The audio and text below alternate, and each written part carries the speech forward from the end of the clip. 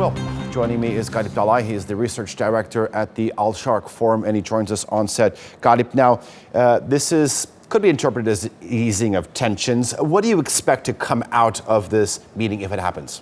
Well, I don't expect any concrete results. I don't expect Russia saying, yes, now we understand the Turkish position, therefore we will relax our sanctions. And I don't expect the Turkish side saying, well, we do understand the Russian position, so therefore we are going to give Russia what it wanted, so apology. But nevertheless, what we are going to see is highly likely it will be some kind of stress on the continuation of the talk between the countries. We know that the settlement of those kind of disputes between two major countries are not something that is being easily done. We have previous experience of that kind. So we are right now entering a cumbersome process of talks. You said continuation of talks. The strongest words out of all this tension came out from Vladimir Putin. Could we see a conversation between President Erdogan and his Russian counterpart? Well, it depends how the conversation between Lavrov and the Çavuşoğlu will go. If it goes well, if they somehow find some common grounds, then the next step could be. But I don't expect this to be very soon. President Recep Tayyip Erdogan is currently in Qatar. Give us an idea what he plans to achieve there. Well, I mean, he was there primarily for the Turkish-Qatar Strategic High Council, which was agreed upon by the Turkish President Recep Tayyip Erdogan and the Qatari Emir Tamim last year in December. So this is a continuation, this is a follow-up on that.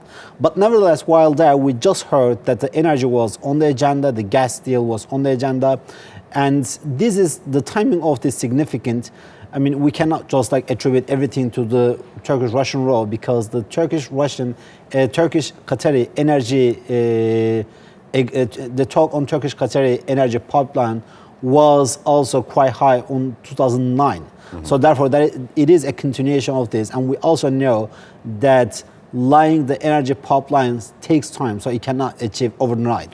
We know that Prime Minister Davutoglu will be traveling to Azerbaijan tomorrow. And could this be some sort of diversification of Turkey's energy, access to energy? Well, irrespective of the role between Turkey and Russia, Turkey does feel that its energy security at risk, because 55% of natural gas, Turkey relies on Russia, and the second source country for Turkey is Iran. With both of them, Turkey does not enjoy very good relations. So therefore, the source countries of Turkish energy is quite prickly, and more or less they are on opposite end of many geopolitical disputes.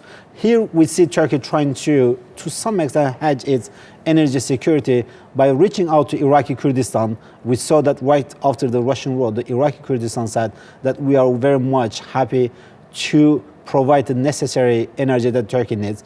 And we know that Turkey is trying to reach out to Azerbaijan and increase the Azerbaijani share in Turkish energy. And Qatar, the countries that Turkey regards as friendly, and diversifying its source of the energy is one way for Turkey to achieve some level of energy security. You mentioned hedging its bets with regards to Turkey's energy policy. Now, when you look at the energy partnership between Turkey and Russia, the Turkish Stream and the Akkuyu nuclear power plant are important.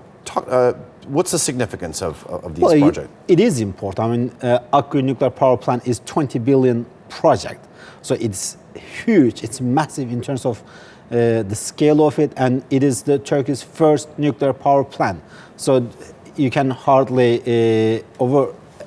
exaggerate this, and none of the countries that right now Turkey is engaged to somehow achieve some kind of energy security does not have the technological capability to provide, to replace Russia in project like Akkuyu nuclear power plant. All right, Galip Dalay, we're going to have to leave it there for the time being. Research Director at Al-Sharq Forum. We thank you for that analysis. Thank you.